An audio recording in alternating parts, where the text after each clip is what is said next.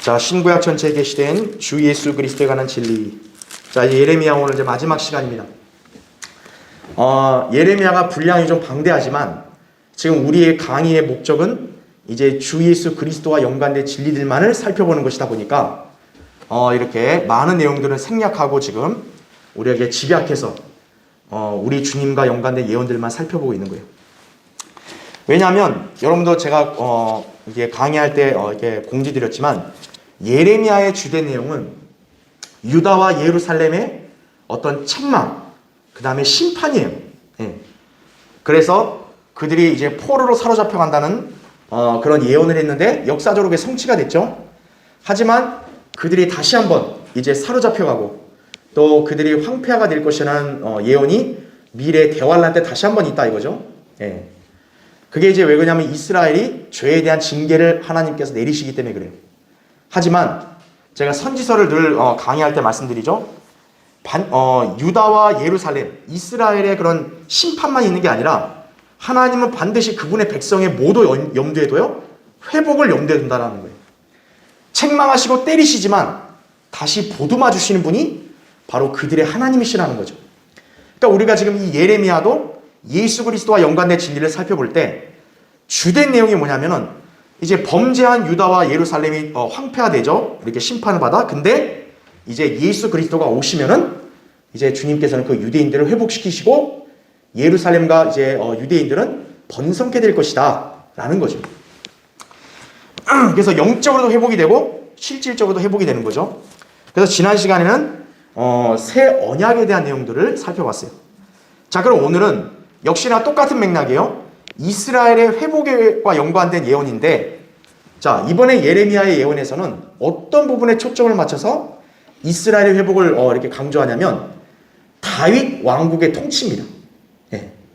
그걸로 이제 그 다윗과 맺은 그 언약에 따라서 이제 너희들을 완전한 의와 화평으로 통치하실 그분이 오셔서 너희는 그분의 통치 아래 있게 된다. 이 놀라운 어떤 보면 이제 소망이죠, 그렇죠? 자, 이제 그 내용들을 살펴볼 거예요. 그래서 오늘 주제는 다윗 왕국에 대한 영원한 통치 언약이다. 자, 주님이 유대인들을 그냥 일시적으로만 통치하는 게 아니라 어떻게 한다는 거예요? 이제는 영원히 통치하신다. 즉, 주님은 유대인들의 영원한 왕이 되시는 거고 이스라엘은 이제 주님의 영원한 백성이 되는 거죠. 그렇죠? 자, 그것을 이제 오늘 예레미야 예언에서 강조하고 있다. 자, 이제 교환을 보세요. 메뉴에 예레미야 31장에서는 새 언약이라는 매우 중요한 내용이 다루어졌는데 이것은 예레미야 예언의 중요한 전환점이었다라는 거죠. 왜냐? 그 전까지는 맨날 유다와 예루살렘의 죄를 책망하고 심판받고 이거밖에 없었어요. 예. 하지만 이제는 이제 어떻게 된 거예요? 이제는 그 심판을 받지만 회복이 된다라는 거죠. 회복. 예. 그러니까 회복을 하는 건데 그 기준이 언약이다라는 거죠. 언약. 새 언약. 예. 그렇게 되는 거니까 지난 시간에 이렇게 살펴봤고, 자, 이번에는 메시아께서 바로 다윗의 씨로 오셔서 다윗의 보좌에서 영원히 통치하신다. 그러니까 이제 유대인들은 더 이상 두려워할 게 있어요, 없어요? 없게 되는 거죠. 영원히 통치하십니다. 그렇죠? 그러니까 이제 그 예언의 전환점이라는 게 뭐냐면 그전에는 너무 암울했어요. 맨날 죄에 대한 책망하고 심판받고 황폐화되고 이거밖에 없다가 이제 예레미야 31장을 기준으로 해서 어떻게 된 거예요? 이스라엘에게는 희망의 메시지가 되는 거죠. 아, 회복되는구나. 이제 그것을 얘기하고 있는 것이다 라는 거죠. 예. 저 교환 드리시면 돼요. 뒤에 우리 교환 드리면. 자, 그래서 계속 보세요. 이어지는 33장에서는 이스라엘을 회복하실 메시아께서 다윗의 보좌에 앉아 영원히 그들을 통치하실 것을 예언한다라는 거죠. 예. 지난주에는 새 언약, 그냥 그들의 죄들을 다 용서하고 불법들을 없앤다 그것만 얘기했다면 이번에 오늘 우리가 볼 거는 이제 너희들을 다스릴 왕이 오신다는 거죠. 예루살렘 보좌에 앉아서 바로 다윗의 언약으로 예언했던 그 왕이 너희들을 영원히 통치하신다. 이제 이 내용을 강조하는 거예요. 자, 그래서 앞에서는 하나님이 이스라엘을 버리지 않아요. 왜 버리지 않죠? 누구 때문에 안 버리는 거예요? 아브라함 때문에 안 버리는 거예요. 아브라함과 맺은 언약 때문에 무조건적인 언약을 맺었으니까 아브라함의 후손이 이스라엘을 버리진 않아요.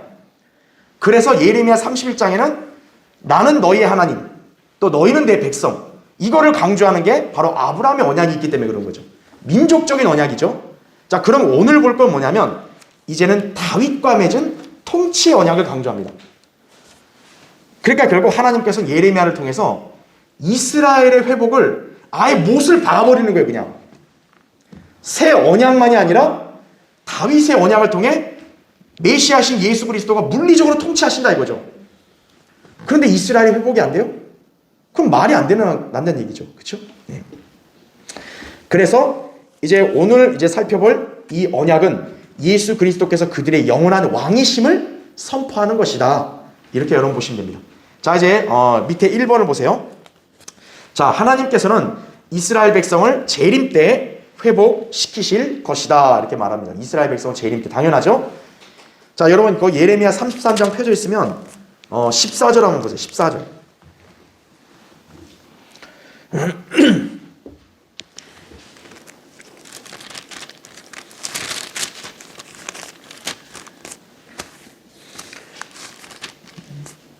자, 예레미야 33장 14절. 주가 말하노라. 보라, 그 날들이 오나니 내가 이스라엘 집과 유다 집에 약속한 좋은 일을 행하리라. 이렇게 말씀합니다. 분명히 이스라엘 유다에 대해서 좋은 일을 하신다고 약속하죠. 자, 좋은 일이라는 거는 앞에 문맥을 보면 돼요. 하나님이 이스라엘을 어떻게 대하시냐, 이제 그걸 보면 좋은 일을 알 수 있어요. 그런데 지금 이 구절을 기점으로 좋은 일이 뭔지를 말하는 게 15절을 보세요. 내가 그날들 그리고 그때 의로운 가지를 다윗에게 자라게 하리니 그가 이 땅에 심판과 의를 실행하리라. 이렇게 말씀하고 있습니다. 자, 아까 14절에서 약속한 좋은 일이라 그랬잖아요. 약속한 좋은 일. 그게 뭐라는 거예요? 여기 15절 나온 대로 다윗의 바로 통치를 말하는 거죠. 다윗의 보좌에 대한 언약. 즉 메시아께서 다윗의 보좌에 앉아 통치하는 그 언약을 말하는 거예요. 그게 좋은 일이라는 거죠. 너희한테 약속한 좋은 일을 행한다라는 거죠. 자, 그래서 괄호 1번 보세요. 하나님께서 일찍이 다윗에게 내 날들이 차서 내가 내 조상들과 함께 잠들 때 내가 내 몸에서 나올 곧 내 뒤에 올 내 씨를 세우고 내가 그의 왕국을 견고하게 하리라. 내 집과 내 왕국이 내 앞에서 영원히 세워지리라. 내 보좌가 영원히 세워지리라고 말씀하신 바 있다 이거죠. 이거 여러분 많이 우리 배웠죠? 다윗의 언약이라 그랬습니다. 그렇죠? 그러니까 앞으로 다윗의 씨를 통해서 이제 왕국을 영원히 통치할 메시아가 나온다라는 거예요. 그렇죠? 괄호 2번 보면 이것을 신학적으로 다윗의 언약이라 한다 이거죠. 이 언약은 궁극적으로 왕국을 세우시는 예수 그리스도에 대한 예언인데 그분은 왕국을 세우심에 있어서 자, 어떤 보좌를 차지하세요? 다윗의 보좌를 차지하실 것이다 이거죠. 다윗의 보좌는요 아무나 못 앉아요. 무슨 교황이니 무슨 종교 지도자니 무슨 뭐 유엔 뭐 사무총장이 누구도 못 앉아요. 거기는 오로지 다윗의 왕권의 정통성을 가진 분만 앉을 수 있어요. 그러니까 그분이 누구냐? 바로 예수 그리스도라는 거죠. 그래서 그 예수 그리스도께서 이제 온 세상을 천년왕국 통치하실 때는 어디에 앉아 계신다는 거예요? 예루살렘의 다윗의 보좌에 앉아 계신다는 거죠. 이게 하나님이 일찍이 다윗과 맺은 언약이에요. 네. 그러니까 온 세상의 왕이 수도를 어디를 삼는 거예요? 예루살렘을 수도로 삼는 거예요. 그럼 그 예루살렘에 거하는 백성들은 얼마나 그 영예로운 거예요, 그게. 그렇죠?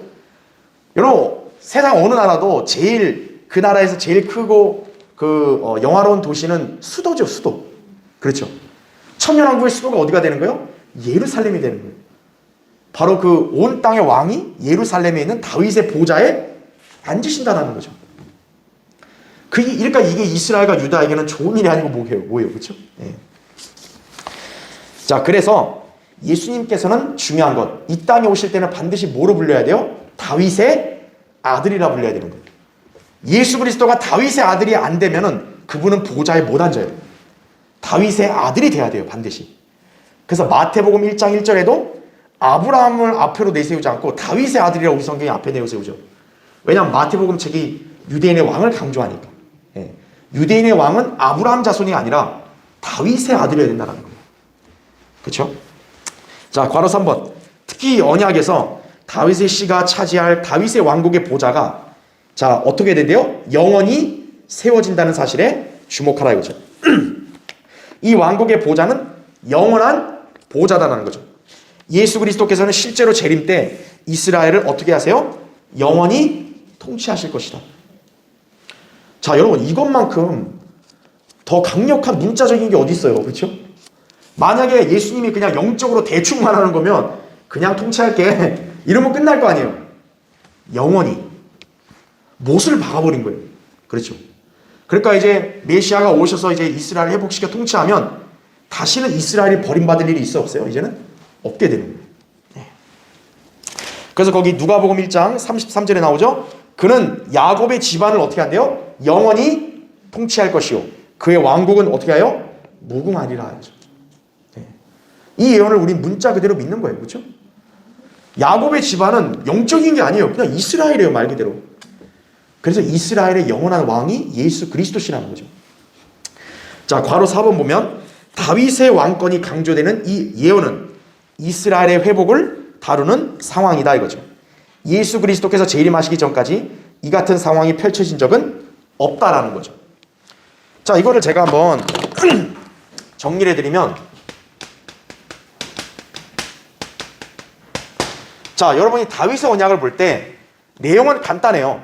니시에서 왕이 나오고 그 왕이 이 보좌를 이어받아 영원히 통치한다잖아요. 이거 이제 역사적으로는 이제 누구를 가리켰어요? 다윗의 아들인 솔로몬을 가리켰죠. 하지만 이 다윗의 언약에서는 솔로몬에게 적용이 안 되는 게 있어요. 솔로몬은 영원히 통치하지를 못했죠. 이 사람은 영원을 통치하지를 못했어요. 오히려 솔로몬 말년에는 왕국이 어떻게 돼요? 거의 이제 반역이 일어나고 솔로몬 사후에는 찢어져 버리죠. 자, 그래서 이 다윗의 언약의 교리적으로는 누구를 가리키는 거예요? 주 예수 그리스도다 이거예요. 그렇죠. 다윗의 언약에는 그렇죠. 네. 자, 그래서 그러면 이 다윗의 언약의 특징이 뭐냐면 이게 이제 그 미래의 메시아께서 이제 왕국을 세우신다는 거잖아요. 그렇죠? 여기서 이제 일반 교회들이 대다수가 오류에 빠지는 게 뭐냐면 그러면 메시아 왕국이 세워져야 되는데 세워진 적 있어요? 없잖아요. 그러니까 이걸 어떻게 해요? 일반 교회들은 영적으로 해석하는 거예요. 그러니까 초림 때 왔는데 예수님이 초림 때 왔는데 이스라엘이 거부했다. 그래서 고로 다윗의 언약은 어떻게 된 거예요? 취소된 거다. 이제 이런 식인 거예요. 그 사람들은. 근데 이건 영적인 게 아니죠. 그렇죠. 미래의 메시아께서 실제로 오셔서 왕국을 세워야 돼요. 그러면 자, 중요한 게 있어요. 이 재림에 관한 예언을 믿지 않는 일반 개신교회들은 이 다윗의 지금 예레미야에서 말한 말씀 있잖아요. 이스라엘이 회복되는 거. 이 예레미야의 예언을 어떻게 해석하냐면은 바빌론 포로에서 회복된 걸로 해석을 해요. 자, 지금 우리는 이 다윗의 언약을 어디에서 강조하냐면 예레미야 33장에서 강조하잖아요. 그렇죠? 다윗에게 의로운 가지가 일어난다. 이게 이제 다윗에게 아들로 오는 메시아를 말하는 거거든요. 그러면 예레미야에서는 이스라엘 회복을 유다 회복을 말하는데 일반 교회들은 이거를 70년 포로 끝난 거나 회복을 말하는 거예요. 그런데 여러분이 아셔야 될 게 예레미야 예언이 에스라 느헤미야 때 성취된 게 아니라고 아셔야 돼요. 왜일까요? 바로 이것 때문에 그래요. 자, 다윗의 보좌를 앉아야 돼요. 지금 예레미야 예언의 요지는 뭐냐면 이스라엘이 회복이 되는 것은 어떤 현상이 있어야 돼요? 메시아께서 다윗의 보좌에 앉아야만 이스라엘 회복이 되는 거예요. 그런데 에스라 느헤미야 때는 다윗의 아들로 오신 분이 있어요, 없어요? 없어요. 그리고 에스라 느헤미야 때는 사실 그들이 포로에서 돌아왔지만 진정한 독립국가가 아니죠. 여전히 페르시아의 식민지였다고요. 일개 지방이었다고요. 그들을 데려왔 그때 그 총독이 누구냐? 수룹바벨이에요. 수룹바벨이 총독이 유다 지파는 맞지만 그러나 다윗의 아들로서 보좌에 앉은 것은 아니다라는 거죠. 그래서 지금 예레미야의 이 예언은 70년 포로 회복이 아니라는 거예요. 바로 언제라는 거예요? 이때는 재림 때 이게 예언이 성취될 거라는 거죠. 재림이 아니고서는 예레미야의 예언은 성취가 될 수 없어요. 왜? 바로 이것 때문에. 다윗의 언약을 지금 얘기했잖아요. 반드시 이스라엘이 온전히 회복되려면 어떤 일이 있어야 돼요? 다윗의 보좌에 앉아야 돼요. 통치를 해야 돼요. 누구밖에 없어요, 그러면? 예수 그리스도밖에 없다고. 그럼 초림 때 앉았냐? 초림 때는 앉은 적이 없어요. 오히려 거부당했지. 그래서 예레미야의 예언은 바로 언제라는 거예요? 미래 메시아 왕국이 세워지는 재림 때 이 예언은 다 성취되는 거다. 결코 과거에 성취된 적이 없다라는 걸 여러분 아셔야 돼요. 일반 교회들은 여러분처럼 그렇게 몰라요. 그냥 이거를 바빌론 포로 70년 포로 끝나고 회복 이걸로 알아버려요. 이 사람들은. 자, 그러니까 여러분들도 그것을 기억하셔야 돼요. 그래서 이스라엘은 지금까지요 한 번도 다윗의 후손 중에서 왕을 가져본 적이 없어요. 이 사람들은. 예수 그리스도가 안 내려오셨다면 더더군다나 이 예언은 아직 성취가 안 된 거죠. 그렇죠? 자, 그 다음 페이지 보세요. 자, 동그라미 2번 메뉴에 따라서 이 회복에 대한 예언은 단순히 BC 536년에 있었던 포로 회복에 한정되지 않는다 이거죠. 자, 물론 포로 회복을 무조건 부정하는 건 아니에요. 그것도 하나님이 분명히 예레미야에 예언했어요. 70년 차면 다시 돌아온다 그랬단 말이에요. 돌아왔잖아요. 그러니까 그것도 예언이에요. 하지만 예레미야의 예언의 궁극적 성취는 그때가 아니라 재림 때라는 거죠. 왜냐? 다윗의 언약이 아직 성취가 안 된 거예요. 예레미야 33장에 있는 이 예언이 아직 성취가 안 됐기 때문에 이 예언을 과거의 역사라고 이렇게 딱 치부하면 안 된다는 거예요. 자, 이 예언은 그리스도의 재림에 적용된다 이거죠. 그때 주님께서는 영원히 이스라엘의 뭐가 되세요? 왕이 되실 것이다 이거죠. 그것을 우리가 기억해야 합니다. 자, 여러분 예레미야 33장 15절 거기 보시면요. 자, 내가 그 날들 그리고 그때 의로운 가지를 어떻게 한대요? 다윗에게 자라게 하시리니 그가 이 땅의 심판과 의를 실행하리라. 그 날들에 유다가 구원을 받겠고 예루살렘은 안전하게 거하리라. 이것이 그 이름이니 성읍은 주 우리의 뭐라 불래요? 의라 불리더라. 이렇게 말씀합니다. 네. 자, 우리는 이걸 통해서도 이제 재림 때는 어떻게 됩니까? 이스라엘이 회복될 뿐만 아니라 이스라엘 수도인 예루살렘의 위상이 딱 달라져 버리는 거예요. 네. 그걸 기억해야 돼요. 자, 여기서 우리 여러분 예전에 성경 공부하고 기억나시죠? 가지. 제가 우리 한 2주 전인가 그때 가지 공부했죠? 가지는 예수 그리스도에 대한 예언적인 이름이라고 제가 말씀드렸죠? 그렇죠?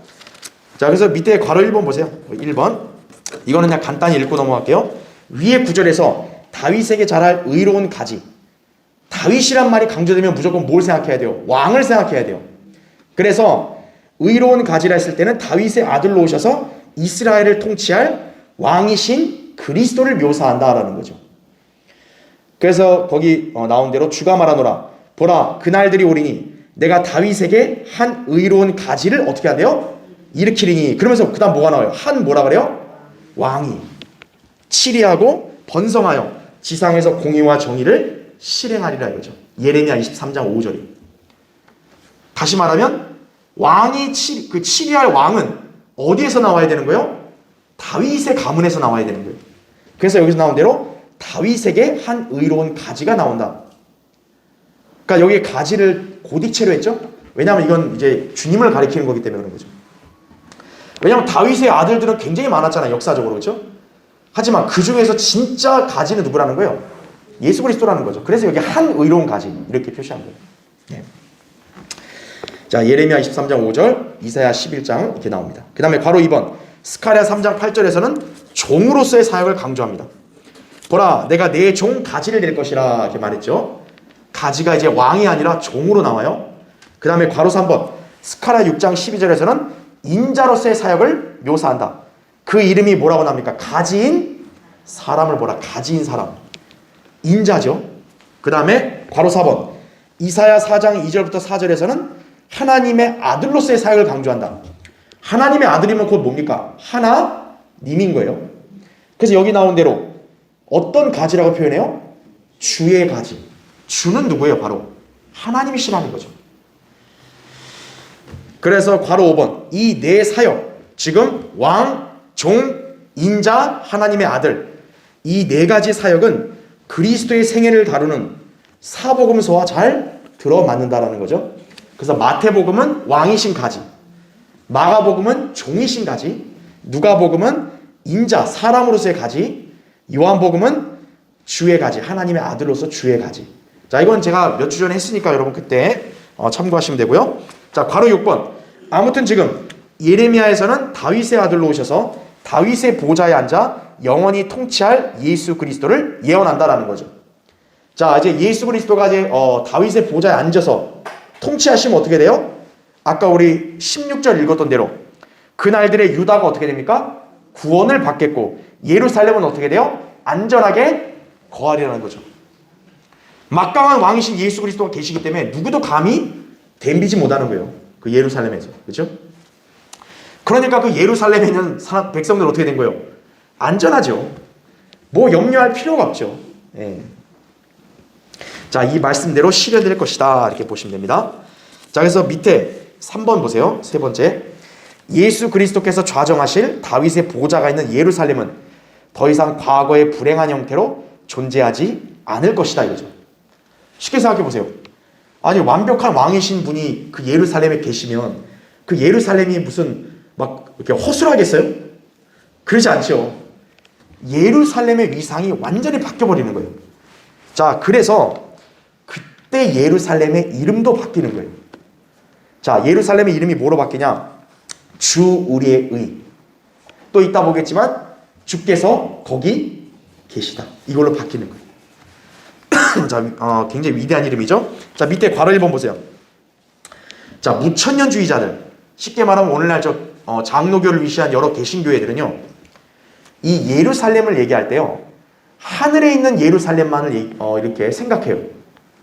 그러니까 지금 여기 나온 예루살렘 있잖아요. 이거를 다 어떻게 해석하는 거예요? 우리 관점으로 보면 새 예루살렘, 하늘의 새 예루살렘을 해석하는 거예요, 전부 다. 그러면 여기 예언들을 다 누구한테 적용시켜야 돼요, 그러면? 교회인 우리한테 적용시키는 거예요.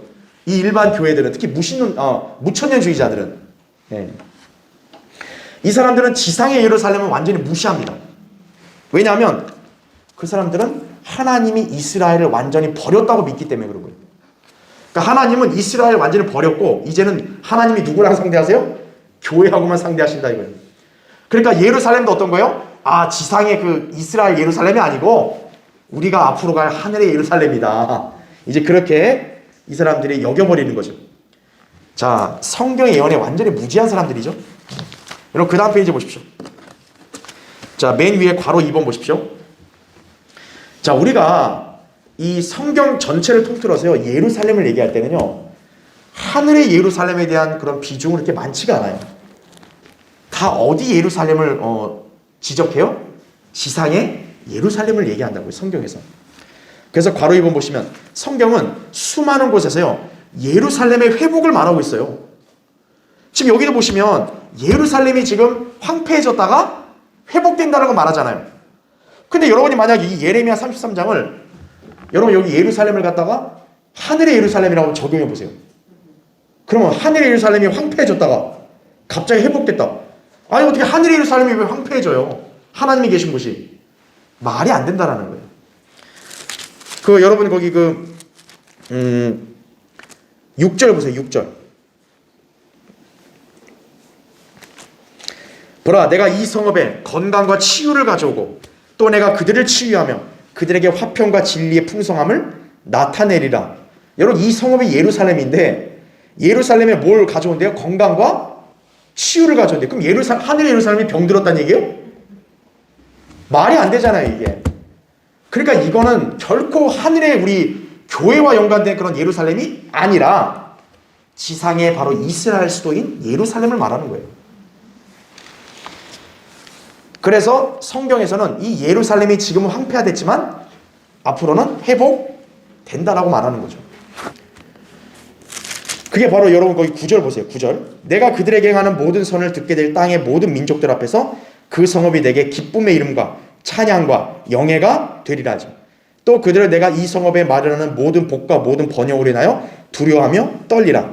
주가 이같이 말하노라. 너희가 말하기를 사람도 없고 짐승도 없이 황폐하리란 이곳 곧 황폐하여 사람도 없고 거민도 없고 짐승도 없는 유다의 성읍들과 예루살렘의 거리들에서 기쁨과 소리와 즐거움의 소리와 신랑의 소리와 신부의 소리와 만군의 주를 찬양하라. 주는 선하시며 그의 자비는 영원히 지속됨이라 말하는 자들의 소리와 주의 집에 찬양의 희생제물을 가져오는 자들의 소리를 다시 듣게 되리니 이는 내가 이 땅에 사로잡힌 자들을 처음과 같이 돌아오게 할 것임이라 주가 말하노라 이거죠. 지금 이 예루살렘이 어떻다는 거예요? 예전에는 사람도 없고 짐승도 없는 황폐한 곳이었는데 이걸 기쁨과 찬양과 영예로 바꾼다는 거잖아요. 근데 이게 어떻게 하늘의 예루살렘이에요? 하나님이 하늘의 예루살렘을 처음에 황폐하게 만들어요? 그럴 리가 없죠. 그래서 예루살렘 회복을 말해요. 왜? 지상의 예루살렘은 수없이 황폐해졌으니까. 근데 주님이 다시 그 예루살렘을 이제 회복시키시면 번영하게 된다 라는 걸 말하는 거죠. 그래서 그 도성이 복되다고 말씀하고 있죠. 예. 여러분 예루살렘 회복이 왜 필요합니까? 요한계시록에 보면요. 적그리스도가 이제 3년 반 동안 예루살렘에 있을 거란 말이에요. 그래서 계시록 11장 8절에 보면은 그곳을 뭐라고 부르냐면 영적으로는 소돔과 이집트라고 불러요. 아니 지상의 예루살렘을 하나님이 어떻게 취급해요? 소돔 취급을 하시는 거예요. 그만큼 예루살렘이 아주 극도로 타락까지 갔다가 주님이 오시면 이제 회복이 되는 거죠. 네. 그러니까 여기서 말하는 예루살렘은 지상의 예루살렘이다. 여러분 기억하시면 되는 거예요. 자, 심지어 우리에게 뭐라고 말씀하시죠? 거기 시편 122편 6절에 뭐라고 나와요? 예루살렘의 화평을 위해서 어떻게 하래요? 기도하라 이죠. 너를 사랑하는 자들은 번성하리로다 라고 말해요. 아니 하늘의 예루살렘을 우리가 왜 화평케 해달라고 기도를 왜 해요? 그렇죠? 그러니까 여기서 예루살렘 뭡니까? 바로 지상의 예루살렘이. 왜 우리 그리스도인에게 예루살렘 화평을 해서 기도하라고 하죠? 그 화평을 이루시는 분 오직 누구예요? 예수 그리스도. 다시 말하면 예루살렘 화평이 이루어질 때는 언제라는 거예요? 주님이 재림하실 때. 따라서 예루살렘 화평을 위해서 기도한다는 얘기가 그건 뭐예요? 주님의 재림을 고대하는 기도라는 거예요. 그러니까 여러분은 예루살렘의 화평을 위해서 기도하라는 말씀에 여러분도 순종하셔야 되는 거예요. 왜? 그게 곧 주님이 속히 오시라는 기도예요. 그게 바로. 네. 자, 그래서 이 예루살렘은 하늘의 예루살렘이 아니다. 자, 괄호서 3번. 새 예루살렘은 결코 어떤 고난도 겪을 일도 없죠. 그렇죠? 여러분 누가 하늘의 예루살렘을 망가뜨려요? 그럴 일 없죠. 그곳은 주님께서 지금도 거하고 계신 곳이다. 하지만 지상의 예루살렘은 그것이 생긴 이래로 꾸준하게 고난을 겪었죠. 역사적으로 지금까지 보면요. 예루살렘은 주인이 27번이나 바뀌었어요. 얼마나 수많은 민족들이 예루살렘을 침략해서 점령했냐 이거예요. 그렇죠. 여러분 그런 예루살렘이 진정으로 지금 사실 예루살렘이란 말 뜻이 뭐예요? 화평의 성읍이란 말이거든요. 아이러니하게도 그 성읍은 한 번도 화평이 있었던 적이 없어요. 지금도 어때요? 사실 예루살렘을 분할해서 지금 카톨릭이든 유대교든 모슬림이 다 지들끼리 먹고 있잖아요. 자기들끼리. 그렇죠? 지상의 예루살렘은요. 꾸준하게 고난을 겪어요. 지금도. 그렇죠? 자, 초림 때는 어떻습니까? 예수 그리스도가 오셨어요. 근데 예수님께서 처음에는 예루살렘 환전상들을 막 이렇게 채찍으로 내쫓은 다음에 내 아버지 집, 내 집 이렇게 말씀했잖아요. 그런데 마태복음 23장 38절에 보면은 그 예수님이 이제 바리새인들 저주하시고 난 다음에 예루살렘을 뭐라고 얘기하냐? 너희 집이라 그래. 너희 집. 자, 예수님이 처음에는 나의 집, 내 아버지 집이라고 했단 말이에요. 하나님 집이었다가 예루살렘이 뭐로 바뀌어요? 너희 이스라엘 집으로 바뀝니다. 왜요? 주님이 이제 예루살렘 떠나시니까. 초림 때는 주님이 거기 계셨지만 이제 주님은 어때요? 예루살렘 떠나시니까. 이제 예루살렘은 니네 집이다. 그죠? 니네 집. 하나님 집이 아니라 뭐예요? 니네 집이다. 이렇게 극도로 이제 타락을 해버린 거죠. 그래서 지금 예루살렘은 주님이 거하시는 곳이 아직 아니라는 거죠. 그러나 재림 때 주님은 다시 그곳에 이제 어떻게 돼요? 거하신다라는 거죠. 그러니까 초림 이후에는 너희 집이라고 예수님께서 이제 딱 버렸지만 예루살렘이 어때요? 주님이 다시 오시면 이제 주님이 그곳에 거하시니까 위상도 다 싹 바뀌게 되는 거예요. 예. 자, 그래서 여러분 그 에스겔 한번 찾아보세요. 에스겔 48장 35절.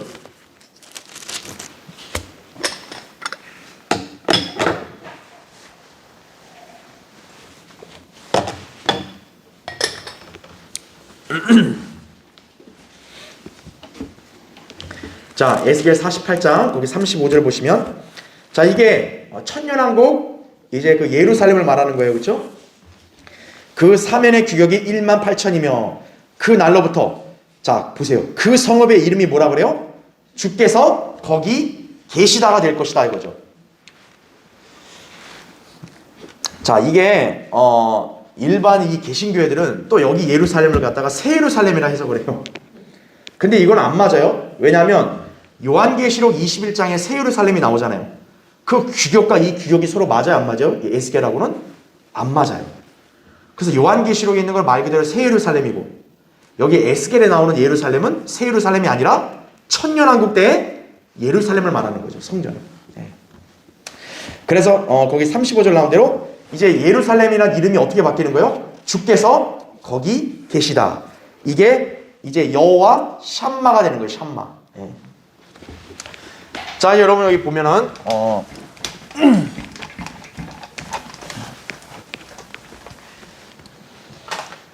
자, 예루살렘이 원래 이제 화평의 성읍이어야 되는데,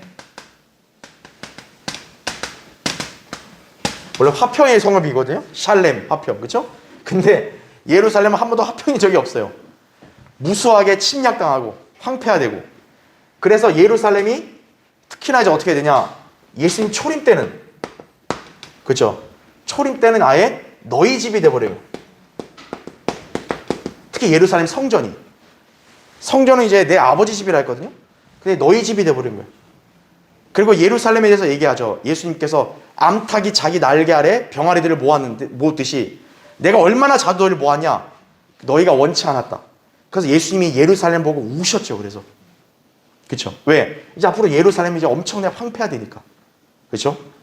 그러니까 이만큼 버림당한 거예요. 그러니까 예루살렘은 초림 때까지, 인류 역사 지금까지, 인류 역사 진행되는 동안 늘 예루살렘 어떻게 돼요? 항상 황폐화돼요.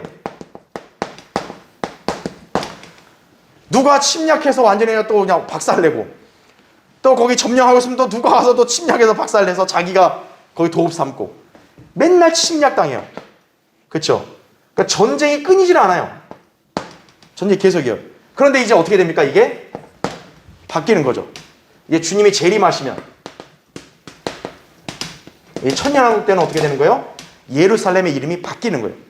그래서 지금 예루살렘의 이름, 거기에 주님이 거하시니까 주 우리의 의다 이렇게 불리고, 또 뭐로 불러요? 주께서 거기 계시다. 이게 주 우리의 의가 여호와 치드케노예요. 이게 히브리어로 주께서 거기 계시다. 이거는 여호와 샴마. 다시 말하면 예루살렘이 이제 이름이 다 어떻게 바뀌는 거예요? 여호와. 예루살렘이 누구의 이름으로 불리는 거예요? 여호와 이름으로 불리는 거예요. 예루살렘이 바뀌어버리는 거예요.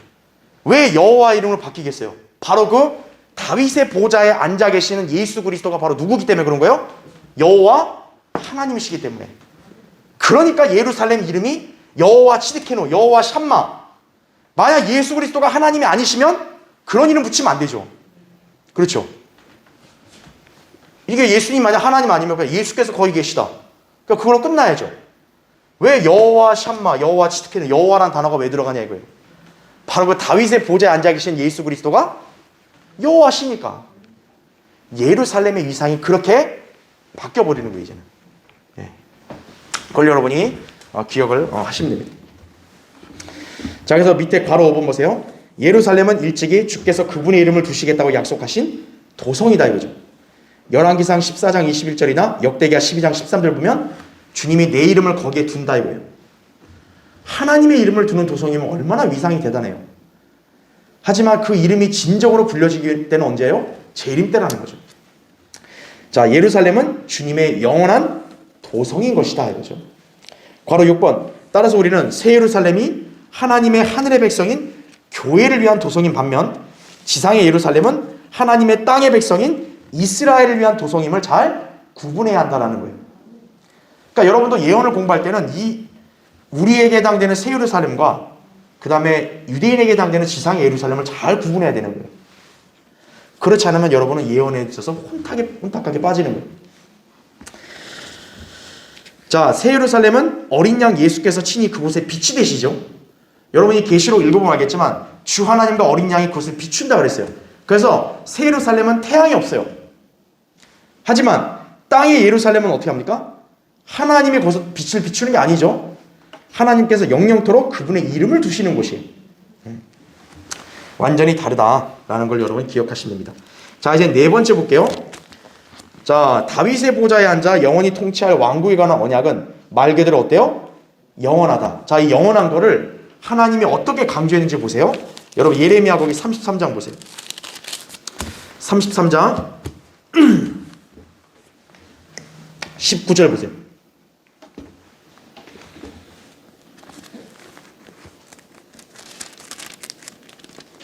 자, 예레미야 33장 19절. 주의 말씀이 예레미야에게 임하여 말씀하시니라. 주가 이같이 말하노라. 만일 너희가 나의 낮의 언약과 나의 밤의 언약을 깰 수 있다면, 또 그들의 계절에 낮과 밤이 없게 된다면, 그때는 또한 나의 종 다윗과 맺은 나의 언약도 깨어질 수 있어서 그에게 그의 보좌에서 다스릴 한 아들도 없을 것이며, 나의 사역자들인 레위인 제사장들과 세운 언약도 깨어질 수 있으리라 이거죠.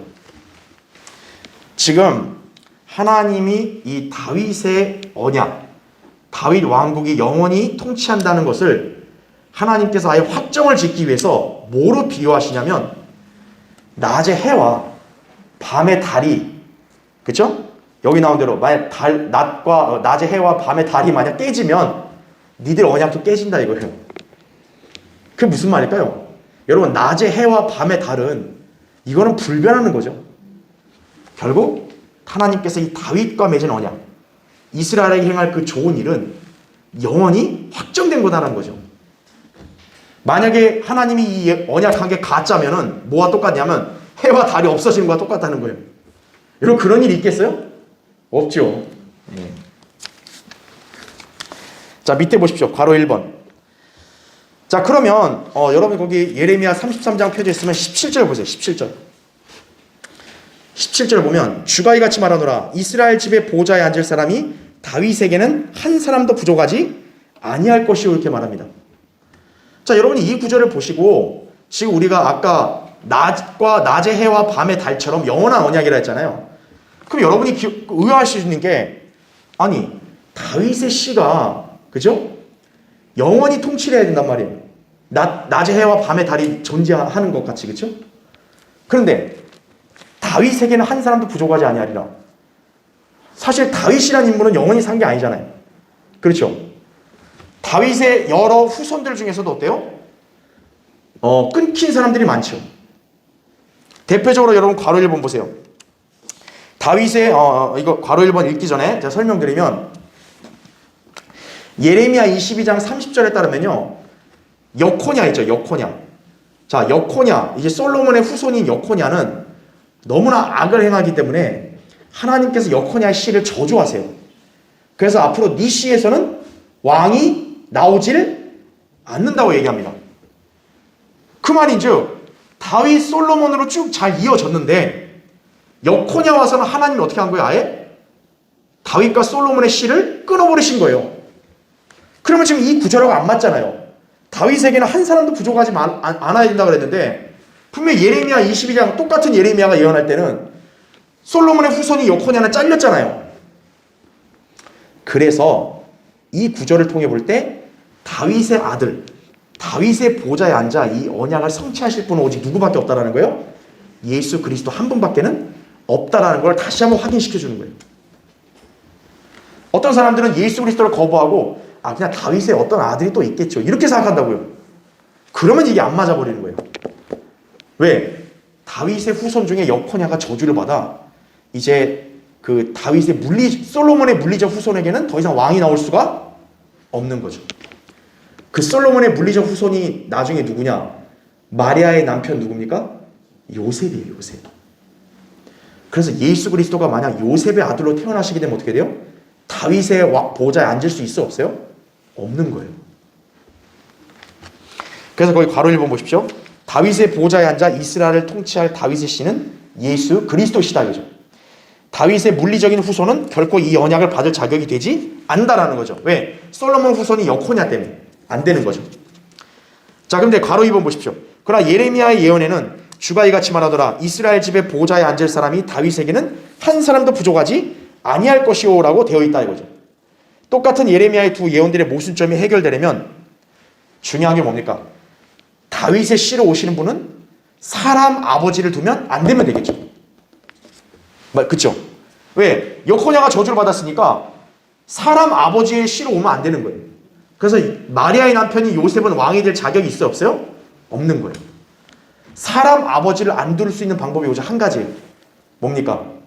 여자의 씨로 태어나야죠. 그러면 남자 아버지가 없는 거죠. 바로 그분이 누굽니까? 예수 그리스도시요. 자, 그 다음 마지막 페이지죠. 그래서 예수 그리스도는 동정녀 탄생을 통해 요셉의 씨가 아닌 여자의 씨로 오신 것이다 이거죠. 괄호 3번. 따라서 예수 그리스도만이 이 영원한 통치의 언약을 성취하실 수가 있다라는 거죠. 낮과 낮의 해, 밤의 달, 이 법칙이 존재하는 한 영원히 통치해야 될 거 아니에요. 그럼 영원히 존재하시는 분만이 가능하잖아요. 예수 그리스도밖에 없다라는 거죠. 자, 그래서 죄 없으신 주님만이 이 영원한 통치를 하실 수 있는 것이다 라는 거죠. 그래서 여러분 거기 시편 89편 그 9절 나오죠. 보세요. 35절부터 37절 그 교환에 나오죠. 내가 나의 거룩함으로 한 번 맹세한 것은 다윗에게 거짓말을 하지 아니하리라는 것이라 이거죠. 그러니까 만약에 다윗의 아들이 이 땅에 안 오면 어떻게 되는 거예요? 하나님이 다윗 데리고 거짓말한 거예요 지금. 근데 하나님은 직접 말씀하죠. 난 다윗에게 거짓말 안 했다는 거예요. 보십시오. 그의 씨가 영원히 어떻게 돼요? 지속될 것이요. 그의 보좌는 내 앞에 뭐와 같아요? 태양 같으리니 그것이 달과 같이 하늘에 있는 신실한 증인같이 영원히 견고하게 서리라 하셨나이다 셀라 이거죠. 아까 낮의 해와 밤의 달이 깨지면 다윗의 언약이 깨진다. 고로 그것이 존재하는 한 다윗의 언약은 어떻게 돼요? 영원하다라는 거잖아요. 바로 이와 똑같은 거죠. 예. 예수 그리스도의 보좌는 뭐와 같은 거예요? 태양 같다라는 거죠. 달과 같다 이거죠. 태양과 달은 계속 존재하는 거죠. 그렇죠? 자, 괄호 4번. 결국 여기 예레미야의 예언에서 낮과 밤의 언약이 깨질 수 있다면 그때서야 다윗의 언약도 깨어진다고 말씀하신 것이다 이거죠. 즉 절대로 깨지지 않는다는 것을 강조하는 것이에요. 이처럼 낮과 밤의 법칙을 예로 들면서 영원한 언약임을 강조한 것은 31장 35절 36절에도 있었다라는 거예요. 여러분 거기 한번 볼까요? 31장 35절 보세요.